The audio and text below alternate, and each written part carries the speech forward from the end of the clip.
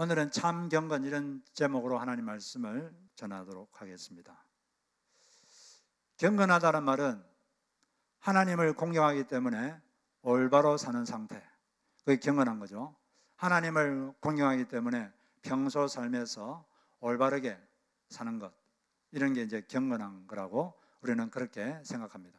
그래서 주변 사람이 당신 참 경건합니다, 이거 상당히 큰 칭찬이고, 시편 4편에 보면 하나님은 자기를 위하여 경건한 자를 선택하신다, 이렇게 말씀하셨어요.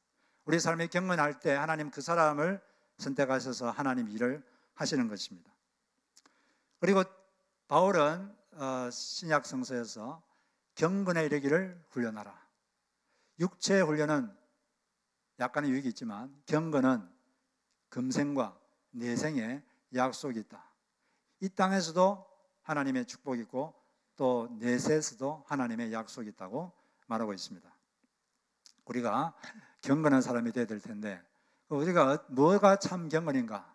거기에 대해서 오늘 야고보 말씀은 경건은 개인적 차원의 경건이 있고 관계적 차원의 경건이 있다고 말하고 있습니다. 이 두 가지가 같이 갈 때 그게 온전한 경건이다. 둘 중에서 하나가 없어져도 그것은 불완전하다고 말하고 있습니다. 먼저 이제 개인적 차원의 경건이 있는데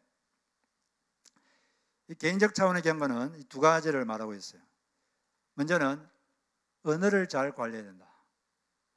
입에, 그 다음에 두 번째는 자신을 세속에 물들지 않도록 해야 된다고 말하고 있습니다.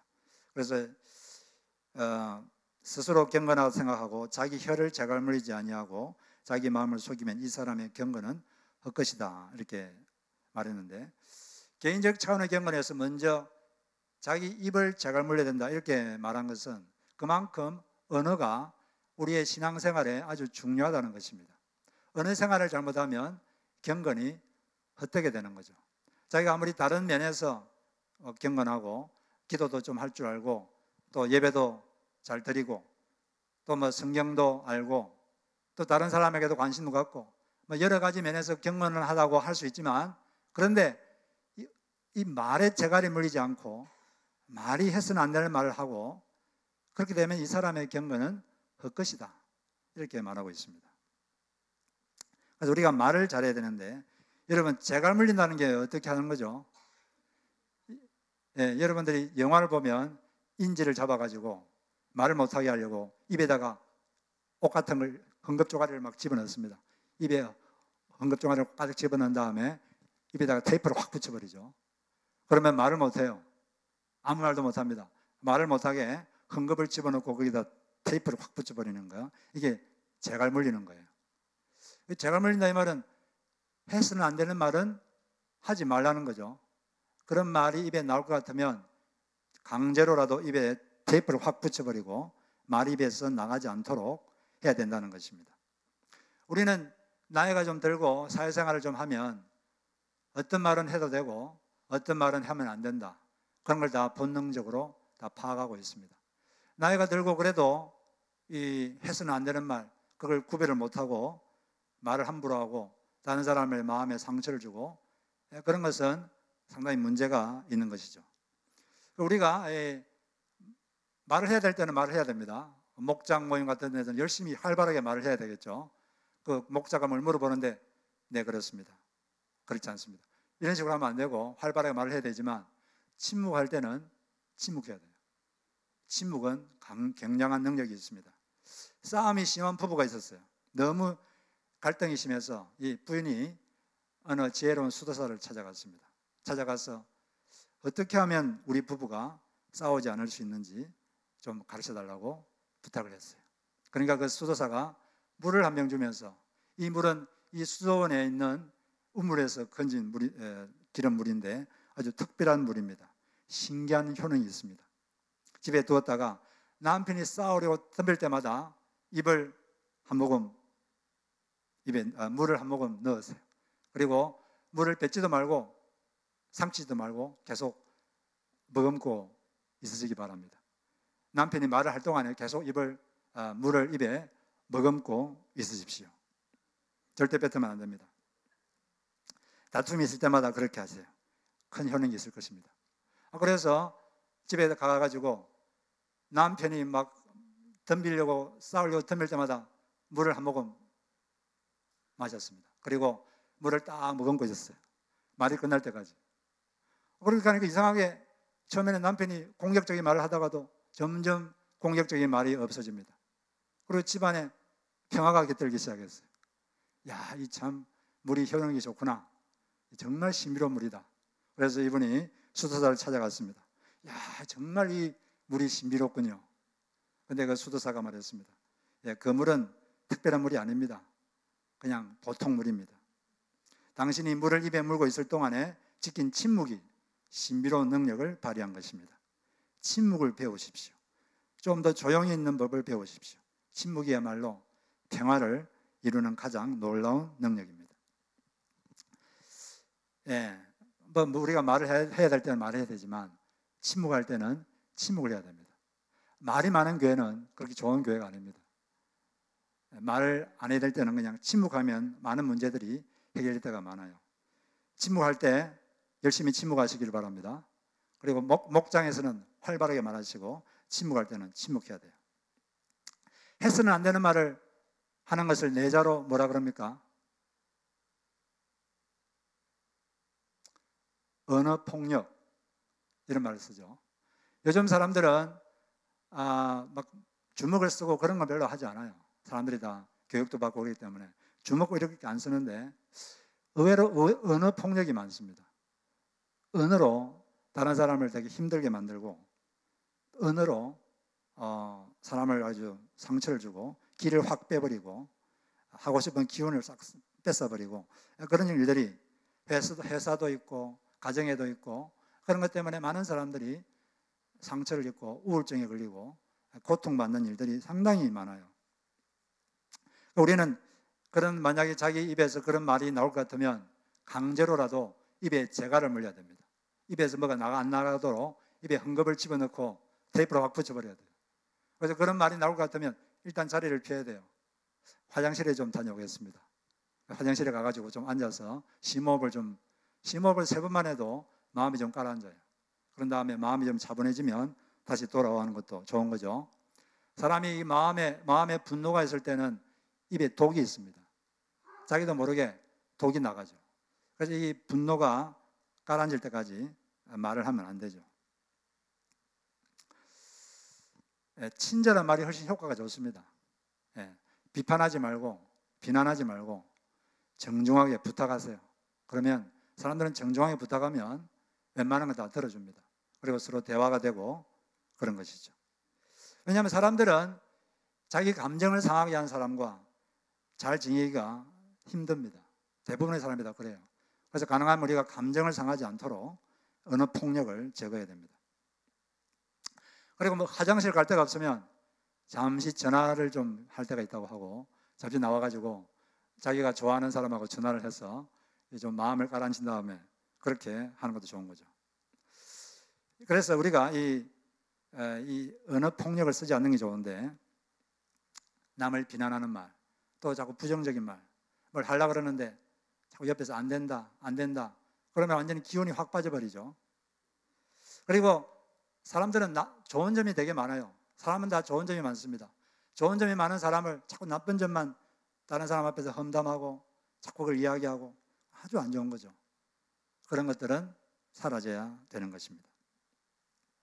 이 사람의 죄 중에서 언어로 저지른 죄의 비중이 상당히 큽니다. 저는 그것을 로마서 3장 10절로 18절을 묵상하면서 알게 됐어요. 로마서 3장 10절로 18절은 모든 인간은 다 죄인이다. 그것을 논증하는 그런 부분입니다. 여기 보면 기록된 바 의인은 없나니 하나도 없다. 그 다음에 깨닫는 자도 없고 하나님을 찾는 자도 없다. 맨 처음에 하나님을 찾는 자, 찾지 않는 것, 이걸 제일 처음으로 죄 항목으로 제시했습니다. 그리고 맨 마지막에도 보면 그들의 눈앞에 하나님을 두려워함이 없느니라. 맨 처음과 끝이 하나님을 찾지 않고 하나님을 두려워하지 않는 것. 즉 제일 큰 죄는 뭐냐 하면 하나님을 무시하는 죄가 제일 큰 죄입니다. 그 다음에 이제 쭉 어떤 죄를 짓는지 쭉 말했는데 다 치우쳐 함께 쓸모없는 존재가 되고 선을 행하는 자는 없나니 하나도 없도다. 그 다음에 이제 13절, 14절이 언어에 대한 거예요. 이게 8구절인데 그중에 2구절이 언어에 대한 죄로 할애가 되어 있습니다. 그들의 목구멍은 열린 무덤이요. 이런 무덤을 열면은 안에 뭐가 있을까요? 썩은 시체가 나옵니다. 그리고 막 구더기들이 그 시체를 파먹으면서 아주 더럽죠. 더럽고 썩은 그런 게 시체가 있는데 사람의 목구멍이 열린 무덤 같다는 거죠. 그러니까 사람의 언어가 되게 썩어 있고 더럽다는 것입니다. 그 혀로는 속임을 일삼으며 속이는 말을 쉽게 하고 그리고 그 입술에는 독사의 독이 있다. 코브라는 누가 자기를 공격하려고 그러면 먼저 이 독을 그 상대방의 적의 눈에 확 쏩니다. 그 독을 확 쏘면 1m 정도 가요. 1m, 2m. 그 독이 눈에 딱 들어오면 눈이 멀어버려요. 그때 불이 나게 가서 확 물어가지고 독을 온몸에 퍼지게 해서 그 죽이죠. 그래서 자기 먹이로 삼는데 이 사람의 언어에 그런 독이 있다는 거예요. 독. 사람을 마비시켜버려요. 사람을 마비시키는 것은 쉽습니다. 말 한마디 하면 다 마비시킬 수 있어요. 그만큼 인간의 말은 되게 무서운 거죠. 그 발은 피 흘린 데 빠르는지라. 이게 행동의 죄를 말하고 파멸과 고생이 그 길에 있고 평강의 죄를 알지 못한다. 즉 평화를 모르고 늘 다투고 마음이 불안하다는 거죠. 그들의 눈앞에 하나님을 두려움이 없느니라. 그래서 우리의 죄 중에서 언어로 짓는 죄의 비중이 상당히 많습니다. 우리는 이 말을 되게 조심해야 돼요. 그런데 이 말을 또 잘 사용하면 이 말은 사람을 살리는 그런 능력이 있습니다. 잠언 18장 21절에 보면 죽고 사는 것이 혀의 힘에 달렸나니. 혀는 듣는 사람을 죽이기도 하고 살리기도 합니다. 이 언어라고 하는 것은 성령님이 사용하는 도구예요. 여러분 성령님이 우리 안에 계시잖아요. 안에 계시는데 이 성령께서 우리를 통해서 뭔가를 바깥 세상에 영향을 주고 싶어 하는 게 있을 겁니다. 이 안에 계시는 성령께서 우리를 통해서 바깥 세상에 영향을 미치고 또 어떤 것이 이루어지도록 하고 싶을 때가 있을 거예요. 그때 성령께서 사용하는 도구가 언어입니다. 우리 안에서 일하시고 계시다가 이제 뭔가 우리 입술에서 뭔가 튀어나와서 그 밖에서 그것이 뭔가 실체가 되고 이루어지도록 하기 위해서 하나님께서 우리의 언어를 그 통로로 도구로 사용하시는 거예요. 마치 이것은 하나님께서 천지를 창조하실 때 말씀하니까 어떤 것에서 뭐가 생겼습니다. 뭔가 실체가 생겼어요. 그것처럼 우리 안에 계신 성령께서 우리를 통해서 이 바깥 세상에 뭔가를 이루고 싶고 영향을 주고 싶을 때 주님 우리의 언어를 도구로 사용해서 그걸 하시는 거죠. 그래서 이제 좀 격적인 경우지만 성령의 임재가 가득할 때, 성령의 강한 감동이 있을 때 뭔가 사람이 말을 딱 하면 그게 이루어집니다. 그런 걸 우리는 성경에서 많이 보죠. 베드로와 요한이 어느 날 성전을 가고 있었어요. 그런데 앞에 안전뱅이가 앉아 있었습니다. 그때 성령께서 베드로와 요한이 강하게 임하셨어요. 안에서 뭔가 성령께서 말을 하기를 원하는구나. 그걸 베드로가 느꼈습니다. 그래서 그 안전뱅이를 향해서 주 예수 이름으로 일어나 걸어라. 말이 떨어지는 순간 그 하체 마비자가 벌떡 일어났습니다. 그 말을 통해서 뭐가 바깥 세상에 일이 일어난 거죠. 실제로 이런 일도 있었어요. 어떤 분이 근데 만약 여러분 그 베드로 요한이 성령께서 마음속에 그런 감동을 주시는데 그때 말을 하지 않았다면 어떻게 됐을까요? 그 안전뱅이가 일어났을까요? 말 안 해도 그냥 벌떡 일어났을까요? 아마 아무 일도 일어나지 않았을 겁니다. 이 성령께서 뭔가 감동을 주는데 이 말을 할 때 일어나는 거고 가만히 있으면 일어나지 않아요. 그러니까 이제 믿음이 있어야죠. 믿음으로 확 말을 해야죠. 제가 이런 간증을 들은 적이 있는데 어떤 분이 술을 끊지 못해서 술을 끊게 해달라고 목사님께 기도 부탁을 하러 왔습니다. 그런데 그 목사님이 이제 기도를 해주려고 하는데 갑자기 마음속에 이 성령께서 어떤 강한 감동을 주셨어요. 갑자기 민수기 14장 28절 말씀이 갑자기 생각났습니다. 너의 말이 내 귀에 들린 대로 내가 행하리라. 그 말씀이 갑자기 막 들리는 거예요. 그래서 이게 성령님의 감동인 것 같다. 지금까지 과거의 경험을 보면 이 성령께서 그런 감동을 줄 때 그걸 딱 말을 하면 이루어지고 그냥 말하지 않으면 아무 일도 일어나지 않았던 그런 경험이 있기 때문에 이분이 담대하게 이렇게 말을 했습니다.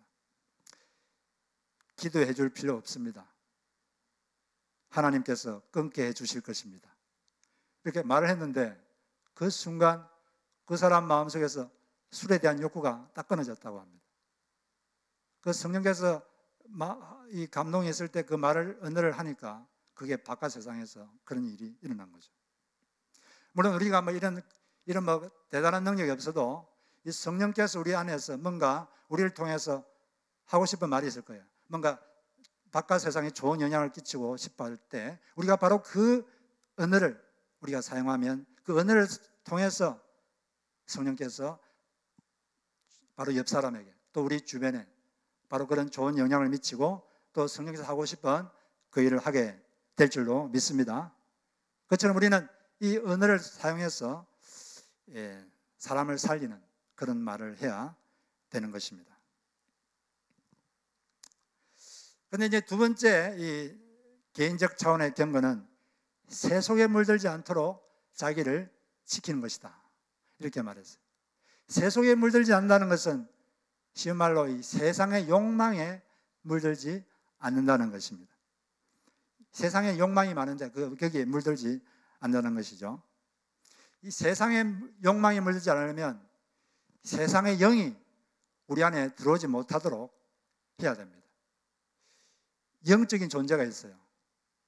이 세상에는 세상의 영이 있고 하나님의 영이 있는데 세상의 영이 우리 속에 들어오면 세상에 대한 욕망이 우리 속에 강하게 생깁니다. 어떤 영적 존재가 우리 안에 들어오면 그 영적 존재가 하는 일은 그 사람에게 어떤 종류의 갈망이 생기게 만들어요. 어떤 종류의 강한 욕구가 그 사람 안에 생깁니다. 만몬의 영, 돈의 영이 우리 속에 들어오면 그 사람 속에는 돈에 대한 갈망이 생겨요. 강한 욕구, 갈증, 목마름. 그래서 끊임없이 그것을 얻기 위해서 추구하고 목적을 삼고 그렇게 살아갑니다. 그게 자기 삶의 의미고 목적이 됩니다. 그리고 그걸 이루면 행복해하고 만족해요. 또 권력형이 어떤 사람에게 들어오면 그 사람은 권력에 대한 강력한 갈망, 욕구가 생깁니다. 그게 자기의 삶의 의미가 되고 목적이 되죠. 그리고 그것을 얻기 위해서 평생 노력합니다. 얻으면 행복해하고 만족해야죠. 그런데 그게 자기 마음대로 안 되죠. 얻지 못하면 괴로워하고 또 이미 가진 것 이러면 어떻게 하나 상실에 대한 불안감 그리고 다른 사람과 비교하면서 오는 좌절감 이런 것에서 평생 시달리게 되는 것입니다. 이 세상에는 세상의 영이 있어요. 음란의 영이 들어오면 그 사람 속에는 강력한 그런 갈망이 생깁니다. 자기 속에서 그런 갈망이 있기 때문에 그걸 자기 의지력으로 통제가 안 돼요. 영적 존재가 우리 속에 들어오면 우리 인간의 의지력으로 통제가 힘듭니다. 이 세상에는 세상의 영이 있고 하나님의 영이 있어요. 그래서 고린도전서 2장 12절을 보면 우리는 세상의 영을 받은 것이 아니라 하나님에게 쏘신 영을 받았습니다. 그것은 하나님께서 우리에게 은혜로 주신 선물들을 우리로 하여금 깨달아 알게 하시려는 것입니다. 이 세상에는 영적인 존재들이 있는데 우리가 하나님의 영을 받으면 우리 속에 하나님에 대한 강한 갈망이 생깁니다. 하나님에 대한 강한 욕구가 생겨요. 여러분들이 처음에 성령을 받았을 때 또는 성령을 강하게 체험했을 때 여러분 어땠던가요? 예수님 이야기만 들어도 눈에서 눈물이 나옵니다. 십자가 그래도 그냥 속에서 감격이 되고 예배 드리고 싶고 찬양 부르면 눈물이 나고 여러분 다 경험했죠? 왜 그럴까요? 하나님의 영이 여러분 속에 들어와서 그래요. 하나님의 영이 들어와서 그 속에 강력한 갈망, 강한 욕구를 여러분 속에 주었기 때문에 그렇습니다. 그래서 우리 속에 그런 세상의 영이 있느냐, 하나님의 영이 우리 속에 있느냐, 이에 따라서 우리는 우리 속에 있는 욕구가 달라지는 거죠. 그 욕구가 중요한 겁니다.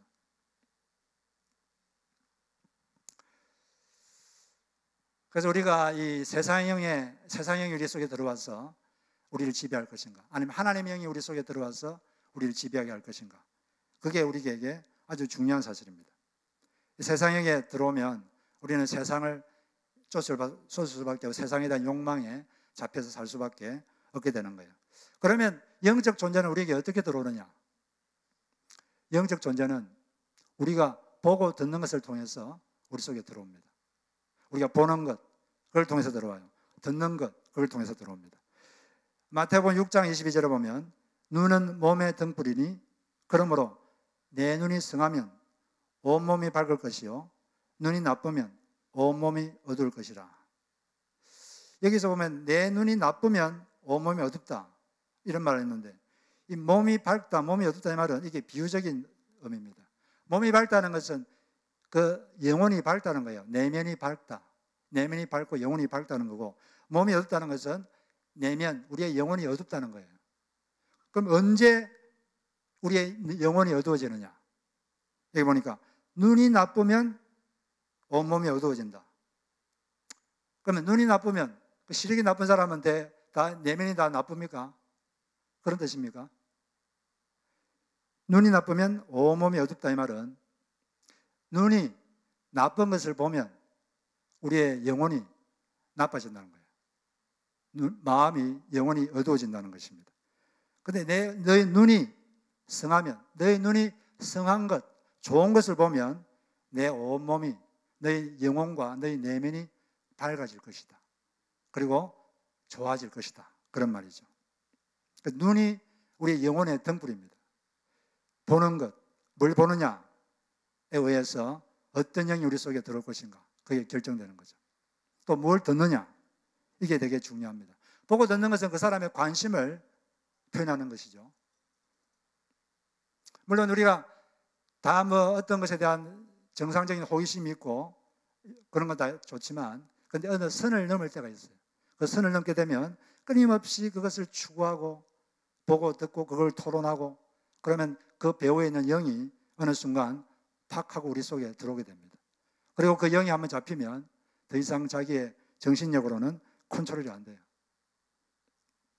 그리고 우리가 세상에도 많은 사상이 있는데, 그런 사상도 계속 그 사상에 대해서 이야기하고 토론하고 보고 읽고, 특히 공산주의 이런 거, 어느 선을 넘어가면 그 뒤에 배우의 영이 있습니다. 그래서 그 사람을 확 잡아버려요. 주변에서 어떤 말을 해도 들리지가 않습니다. 그래서 그걸 위해서 목숨을 바치죠. 안 좋은 건데, 안 좋은 걸 모르고 그걸 위해서 목숨을 바쳐요. 어떤 사상을 위해서 목숨을 바쳐요. 그런 사람들이 되게 많죠. 그래서 막 그 사상을 위해서 남을 죽이고 살인하고 폭력하면서도 자기가 옳다고 생각해요. 그 배후의 영이 그렇게 하는 거예요. 북한 사람들 이상하지 않아요? 우리가 보면 정말 이상한데, 지금도 그들은 김일성 이야기만 하면 눈물이 주르르 흐릅니다. 그건 거의 종교예요, 종교. 어떤 영적 세력이 그 나라를 완전히 지배하고 있는 거예요.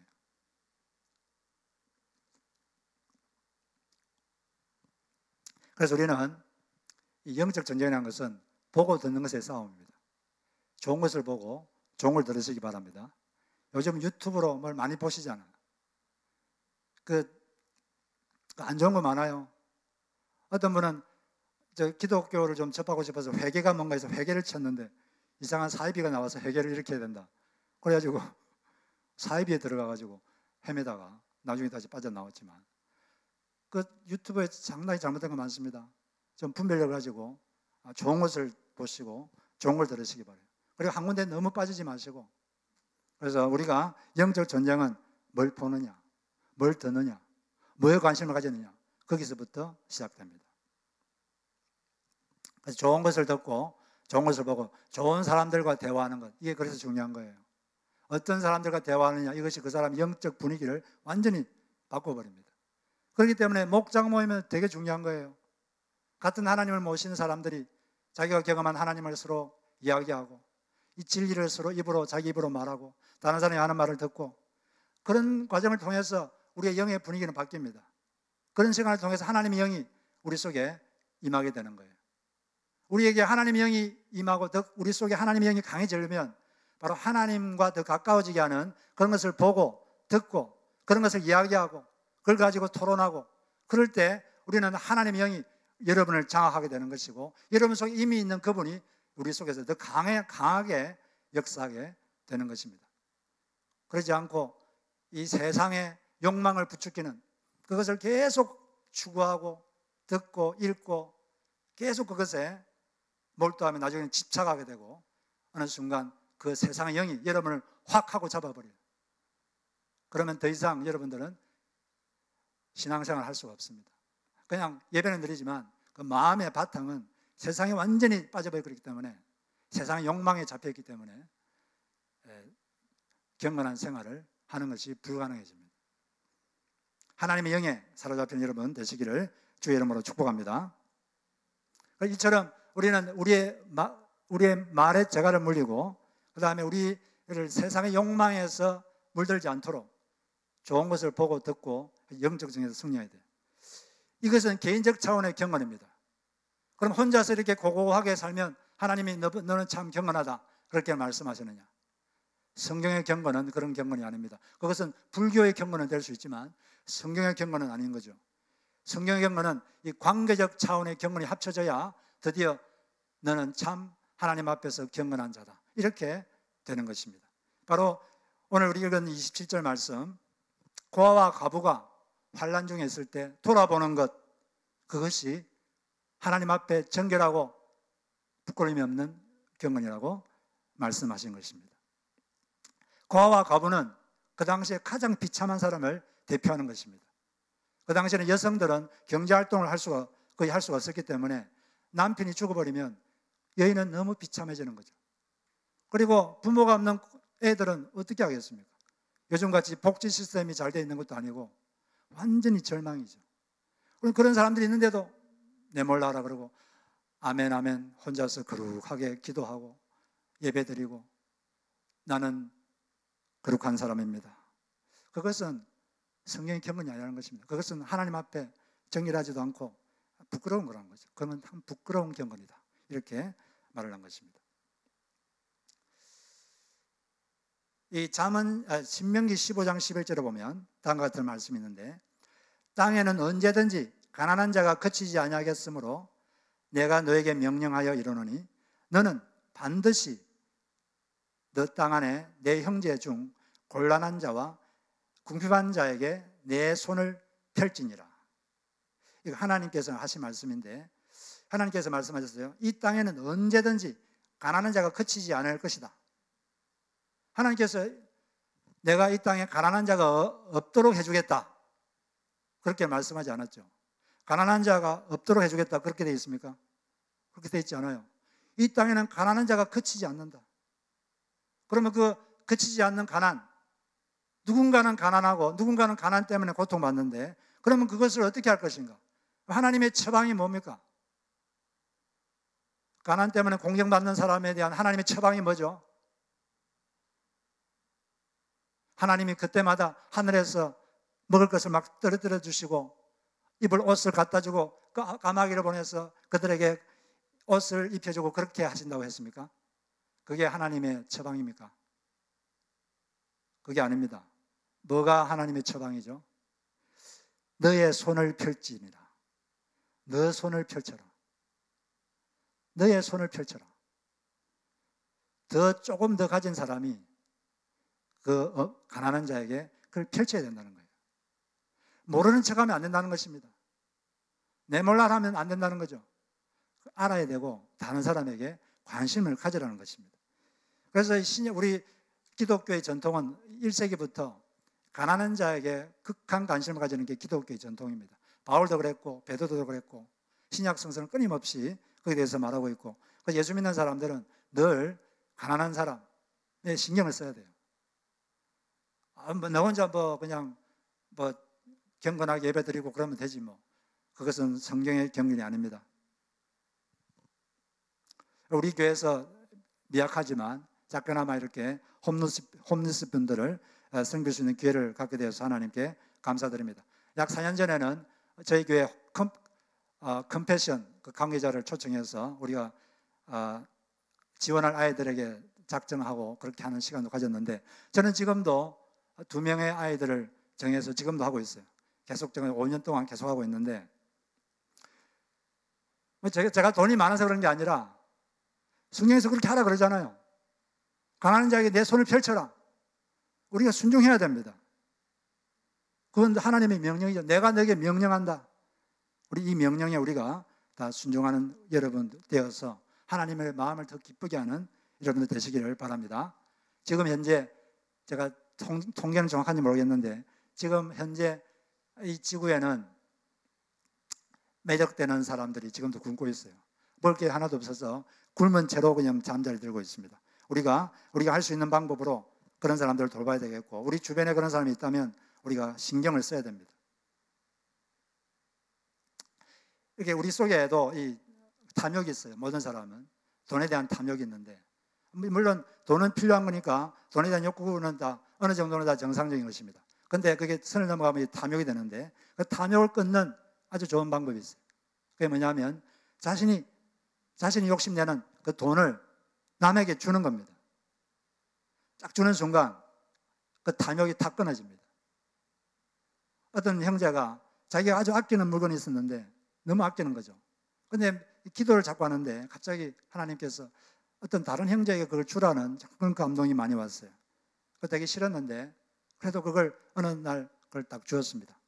근데 주는 순간 자기 내면에서 자기 속에 있는 탐욕이 딱 끊어지는 느낌을 받았다고 간증을 하였습니다.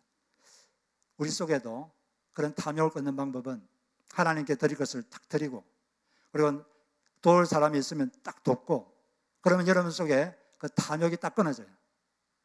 그리고 재물을 정상적으로 잘 사용할 수 있는 그런 사람이 되는 것입니다. 우리가 남에게 베풀 때 우리는 더 의미 있는 삶을 살게 되고 우리가 더 기뻐하는 삶을 살 수가 있어요. 어떤 중년의 신사가 너무 인생이 힘들어서 어떤 신부를 찾아갔어요. 아베 삐에레라는 신부를 찾아갔어요. 이분은 구제를 많이 하고 가난한 사람들을 위해서 집을 지어주는 그런 일을 하던 사람인데, 그 가가지고 자기가 왜 죽어야 되는지 그 이유를 쭉 말했어요.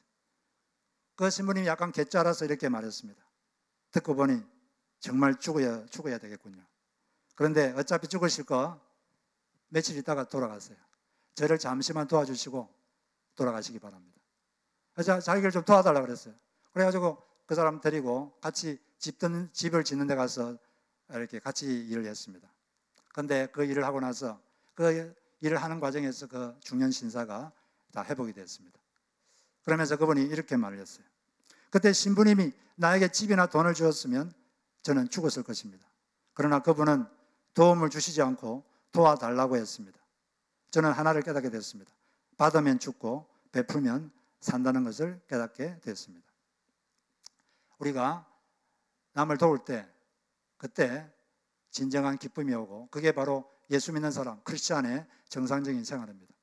그게 하나님의 명령이고, 우리가 뭐 대단한 걸 가져야지 돕는 게 아니라 내가 가진 것에서 자기가 할 수 있을 만큼 하면 되는 것입니다.